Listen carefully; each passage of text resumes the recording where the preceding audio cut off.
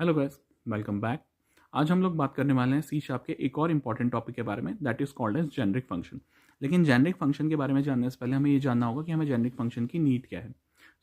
अगर मैं आपसे कहूँ आज तक आप फंक्शन क्रिएशन कैसे करते रहे सी शार्प में, तो आप कहते हैं मेरे फंक्शन का return type it could be integer, then the function name, right, और उसके अंदर जिस तरह के वो पैरामीटर्स एक्सेप्ट करेगा, it could be like integer parameter और स्ट्रिंग पैरामीटर्स। इस तरह से बनाते हैं हम।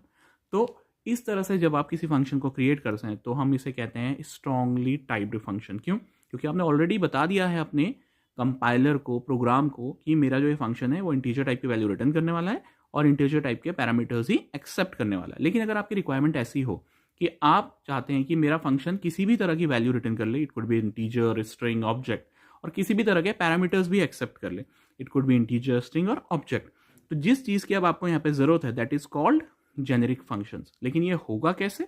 आपको क्या करना होगा, जब आप फंक्शन डिफाइन करेंगे तो जहां पे आप लिखते हैं रिटर्न टाइप में इंटीजर, स्ट्रिंग, वहां पे आप लिखेंगे कैपिटल में T. T means type, it could be of any type. और टी लिखने के बाद आप लिखेंगे फंक्शन का नेम, और फंक्शन के नेम के अंदर जो आप पैरामीटर्स देंगे उसमें भी आप क्या मेंशन करेंगे, टी। तो दैट, इससे आपने क्या डिफाइन किया कि मेरा जो फंक्शन है वो किसी भी तरह की वैल्यू रिटर्न कर सकता है और मेरा जो फंक्शन है वो किसी भी तरह के पैरामीटर्स एक्सेप्ट कर सकता है। So T stands for generic. T means it could be of any type. So अगर आप इस तरह से अपना फंक्शन बनाते हैं तो आपका फंक्शन किसी भी तरह की वैल्यू रिटर्न कर सकता है और किसी भी तरह के पैरामीटर्स एक्सेप्ट कर सकता है।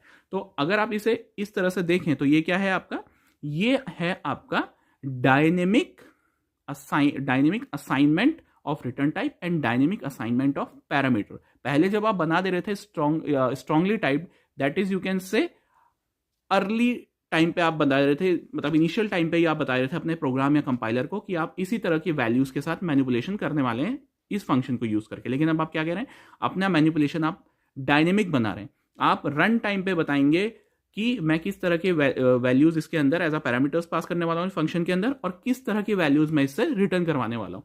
तो ये क्या होगी आपकी एक तरह से लेड बाइंडिंग, और आप इसे ऐसे भी कह सकते हैं कि आपने अपने फंक्शन को कैसा बना दिया है, it is mostly the loosely coupled function. और जो आपने पहले जिसकी बात की थी वो क्या था आपका, वो आपका आपने कंपाइलर को इनिशियल स्टेज पे बता दिया था कि हमारे किस तरह के पैरामीटर्स जाएंगे और किस तरह की वैल्यूज इस फंक्शन से रिटर्न होगी। So this is called early binding.